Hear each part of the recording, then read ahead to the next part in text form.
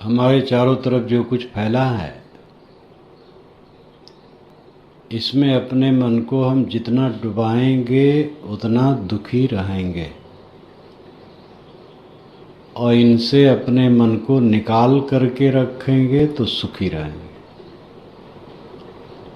कर्म करे और रहे अकर्मी ऐसी युक्ति बतावे, इस साहिब के पद में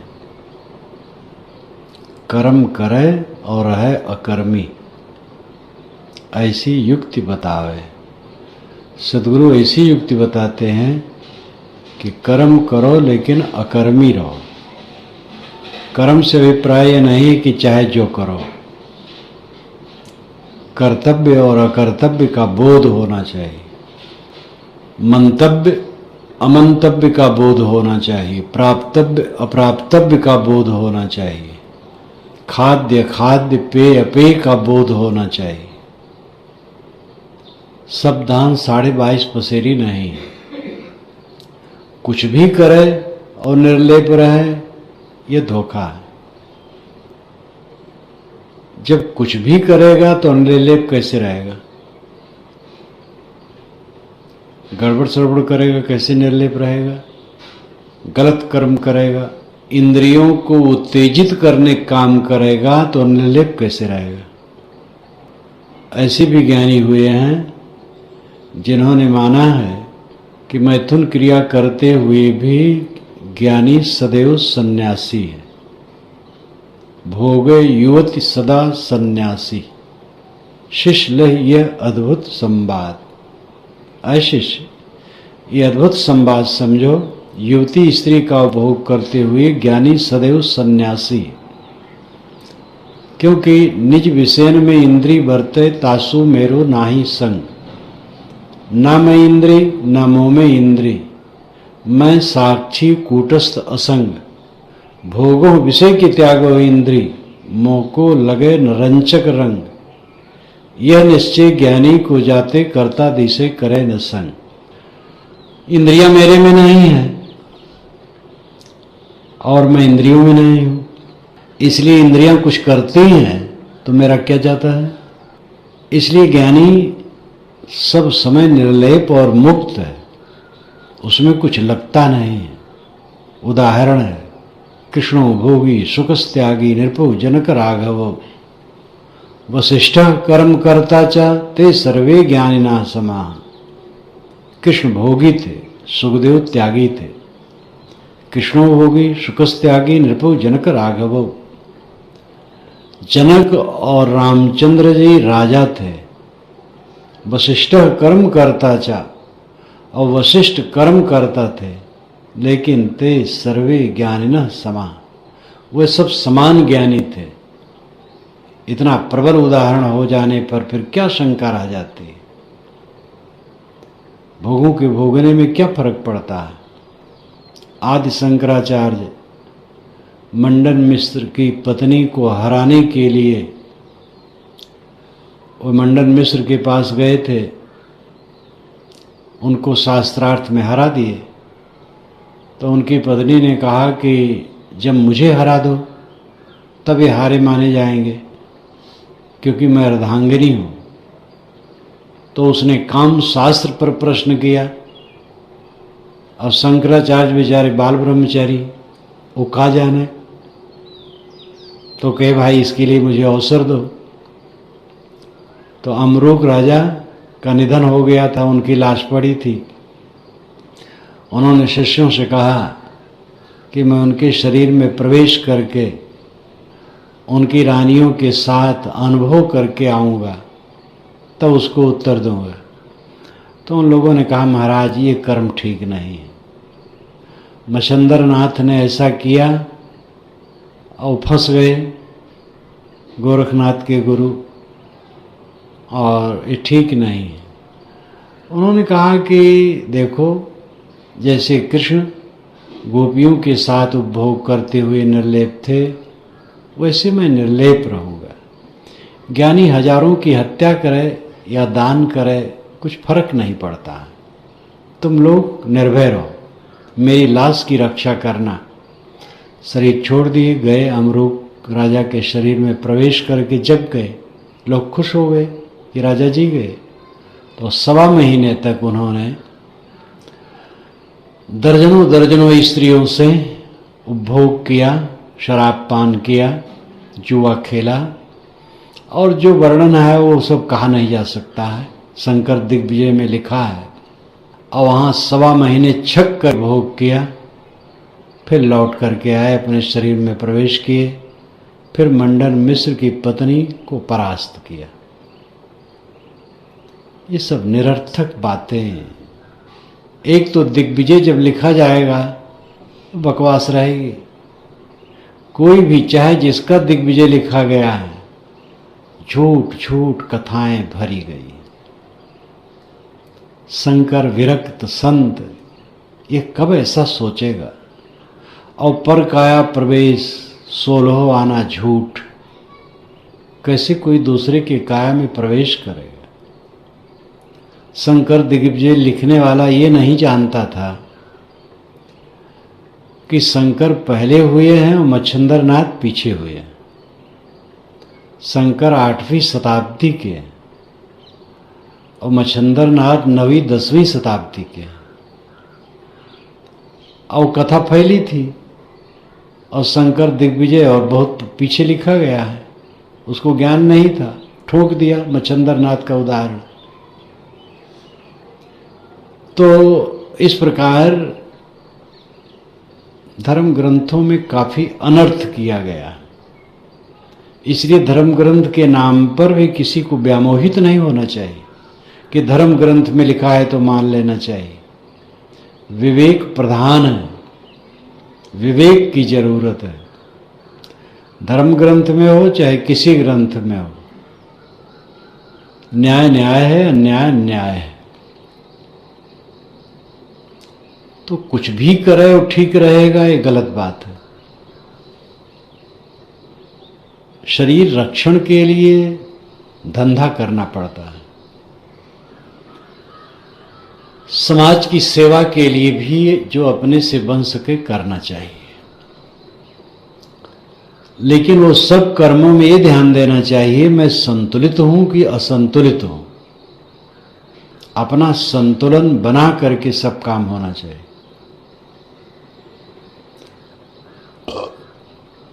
जिससे अपना मन और अपनी इंद्रियां चंचल हों, ऐसा काम न करें। और जिससे किसी प्राणी को तकलीफ हो, ऐसा काम न करें। ये 2 काम से बचे। धर्म क्या है? अपने पर संयम और दूसरे के लिए शील का बर्ताव। बस पूरा धर्म इसी में, सब वेदशास्त्र इसी में। अपने पर पूर्ण संयम कर पाए, आधा संयम कर पाए, जितना कर पाए। लक्ष्य तो पूर्ण का है, पूर्ण करने पर ही पूर्णता मिलेगी। आधा संयम रहेगा तो आधा सुख रहेगा, आधा दुख रहेगा।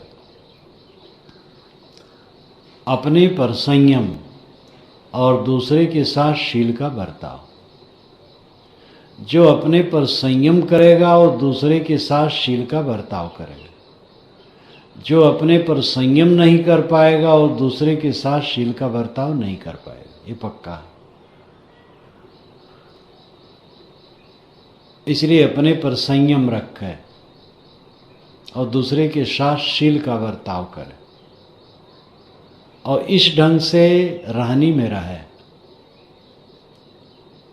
जो कुछ हमारे चारों तरफ प्राणी पदार्थ और परिस्थिति का पसारा है, ये क्षण क्षण बदलता है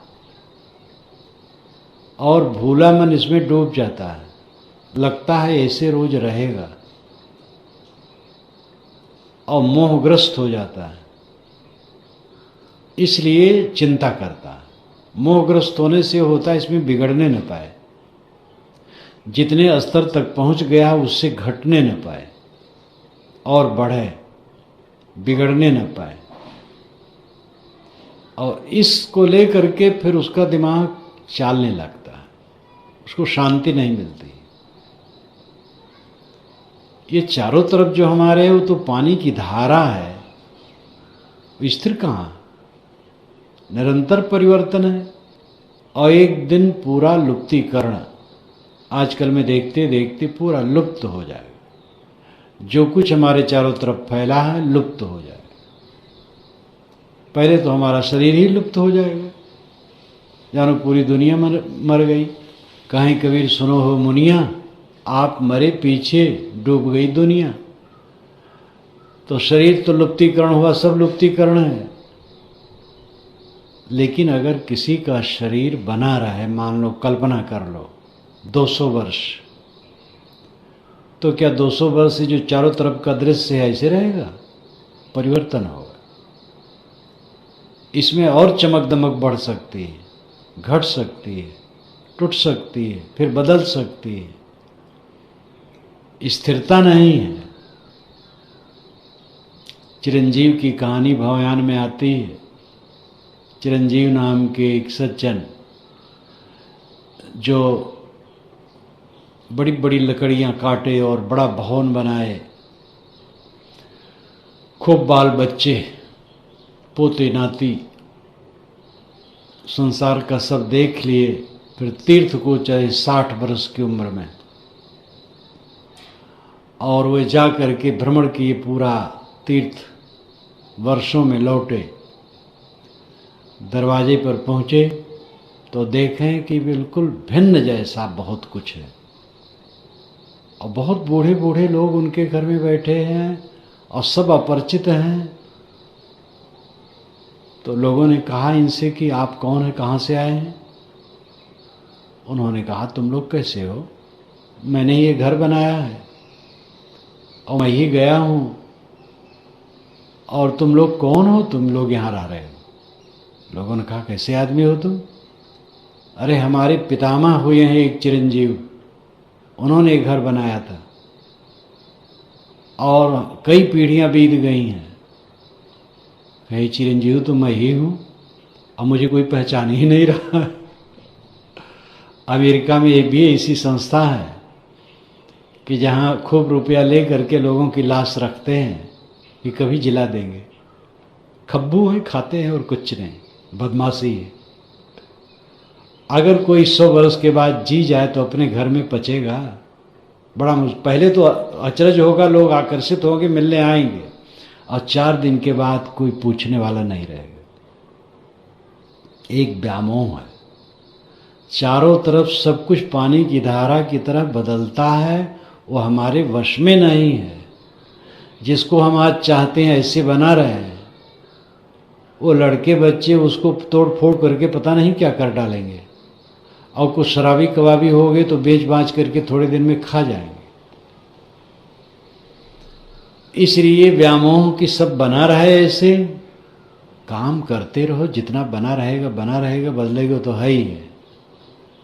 अपने मन को डुबाओ ना, निकाल करके रखो। अपने को चारों तरफ से निकाल करके रखने वाला दुखी नहीं होता।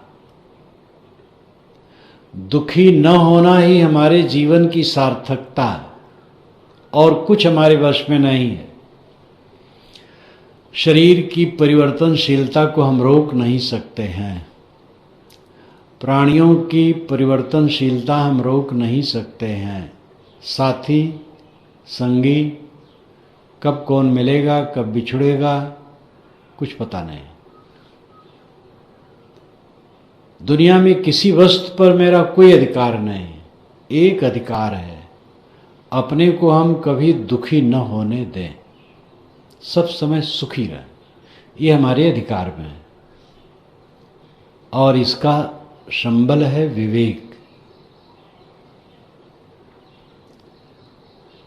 कहीं कबीर ते उबरे जाए न मोह समाए, कहीं कबीर ते बाँचिए जाए जाके हृदय विवेक। ये 2 पंक्तियां बड़ी मार्मिक है। कहीं कबीर ते उबरे जाए न मोह समाए, जिसके मन में मोह नहीं समाता वो उबरता है। कहीं कबीर ते बाँचिए जाके हृदय विवेक। विवेक होगा तो मोह कटा रहेगा, विवेक नहीं होगा आदमी मोह में डूबा रहेगा, और मोह व्यर्थ। सामाजिक बंधनों को भी जितना बन सके शिथिल करना चाहिए, अपने ढंग से काम करना चाहिए, कुछ क्रांति भी लाना चाहिए अपने जीवन में जितना संभव हो। कुल मर्यादा, लोक मर्यादा, अनेक मर्यादाओं में फंस करके इंसान पिसता, उसमें भी शोधने की जरूरत है। और विवेक, सब जगह विवेक की जरूरत है। दुखी न होना हमारे जीवन की सफलता है। मनुष्य जीवन का उद्देश्य वह है जो उसके वश में हो, जिसको सिद्ध करना उसके वश में हो, और इसी जीवन में हो और इसी क्षण हो।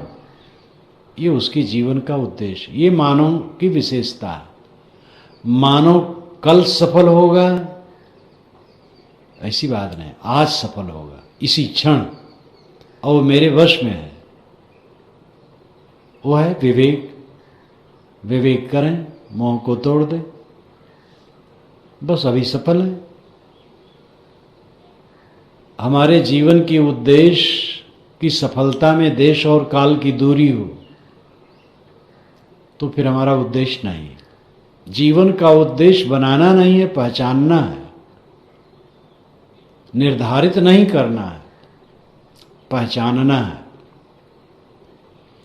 निर्धारित है अपने आप। सब जीव क्या चाहते हैं? दुखी न हो, सब समय पूरा सुखी रहें, यही चाहते हैं। और जब मोह करेंगे तो दुखी होंगे, आसक्ति बनाएंगे दुखी होंगे। चाहे कोई ईश्वर, परमात्मा, भगवान, गुरु, कोई मोह बनाएगा दुखी होगा। सीता जी ने स्वर्ण मृग में मोह बनाया, राम ने भी उनका अनुगमन किया, तो दोनों दुखी हुए। कुछ ही क्षण के बाद रोना धोना शुरू। सीता जी को एक जबरदस्त आदमी पकड़ के ले गया, उधर रो रही थी, और राम बेचारे जंगल में रो रहे थे, कहाँ है सीता, कहाँ है सीता। एक मोह असंभवे हेममयस जंतोस तथापि रामो लुलभे मृगाय प्रायः समासन्न पराभवाणाम धियो विपर्यस ततरा भवन्ति। सोने का मृग होना असंभव है। असंभवे हेममयस जंतोस। हेम सोना, हेममय स्वर्णमय, जंतु हो, कोई प्राणी हो सोने का, यह तो असंभव है। तथापि तो भी रामो लुलभे मृगाय, राम सोने जैसे मृग पर लुभा गए। प्रायः समासन्न पराभवाणाम, अधिकतर जब समासन्न निकट आता है, पराभव विनाश, जब अपना पतन निकट आ जाता है, धियो विपर्यस ततरा भवन्ति, अपनी बुद्धि बदल जाती है। बुद्धि बदलती है तब पतन होता है, कि पतन निकट आता है तब बुद्धि बदलती है? बुद्धि बदलती है तब पतन होता है। लेकिन जोर डालने के लिए कहा गया, प्रायः समासन्न पराभवाणाम, पराभव समासन्न हो, पतन निकट हो, तब बुद्धि बदल जाती है। बुद्धि बदलती है तब पतन होता। बुद्धि न बदले पतन न हो। पतन और उत्थान हमारे हाथ में। आध्यात्मिक क्षेत्र में मनुष्य को बहुत पंगु बनाया गया है। तुम अपने अधीन नहीं हो। भगवान चाहे तारे चाहे डुबाए, तू ही ने दर्द दिया, तू ही दवा देना। कोई दर्द नहीं दिया है और कोई दवा नहीं देगा। हमने ही दर्द पैदा किया है और हमें ही दवा करना होगा। गुरु रास्ता दिखाएंगे। गुरु का उपकार बहुत है। गुरु न मिले होते, मैं तो अपने का अनुभव करता हूँ, मुझे गुरु न मिले होते, संत न मिले होते, भक्त लोगों ने जिन्होंने मुझे कुछ न कुछ बताया था, वे न मिले होते, इतना हम कहाँ जानते और कहाँ कर पाते। तो गुरु का उपकार तो इतना है कि कुछ कहा नहीं जा सकता है। लेकिन अब गुरु का उपकार कोई गाता रहे और गुरु के देह में मोह करके बैठा रहे तो कल्याण हो जाएगा। गुरु ने बताया क्या है? गुरु माध्यम है पहुंचने का, गंतव्य गुरु नहीं है। गुरु के चरणों में समर्पित हो जाएं, गुरु के देह में मोह करें और समझ ले यही फल है, तो ये फल नहीं। गुरु तो स्वयं नहीं कहता है कि कहीं मोह करो। साहब ने कहा जो तू चाहे मुझको छाड़ सकल की आश, मुझे ऐसा हो रोज सब सुख तेरे पास। तुम मुझे चाहते हो तो मेरे समान निष्काम हो जाओ बस। पक्षी का पहुना आए तो पक्षी क्या बताएगा, एक पेड़ पर बैठो, एक डाली पकड़ लो तुम भी। तो गुरु क्या बताएगा, जैसे मैं हूं वैसे तुम भी रहो, ये उनको पकड़ना है। तो गुरु का उपकार तो अनंत है, शुरुआत में है, मध्य में है, आखिर तक है। अगर गुरु का उपकार हुआ हमारे ऊपर, हमने अपना काम किया और कर रहे हैं, और बीच में गुरु के प्रति श्रद्धा, संत के प्रति श्रद्धा, सज्जनों के प्रति श्रद्धा छूट जाए और सत्संग छूट जाए, फिर डूब जाएंगे। इसलिए गुरु उपकार, संत उपकार, सज्जन उपकार अनंत है। परंतु मतलब क्या है उपकार? जो उपकार वो करते हैं, जो रास्ता बताते हैं, वो रास्ता पर चल करके हमें अपनी स्थिति में पहुंच जाना जीवन का फल है, और वो करने से होगा। व्यवहार का काम करो, लेकिन अपने को उसमें डुबाओ ना। हानि लाभ झूठे हैं, महामिथ्या। आज जो हान लगती है, कल वो केवल हंसी उसकी आती है। इसी को लेके हम चिंतित थे, जिसका कोई महत्व नहीं था। इसलिए वीर बनो, और हर जगह वीर बनो।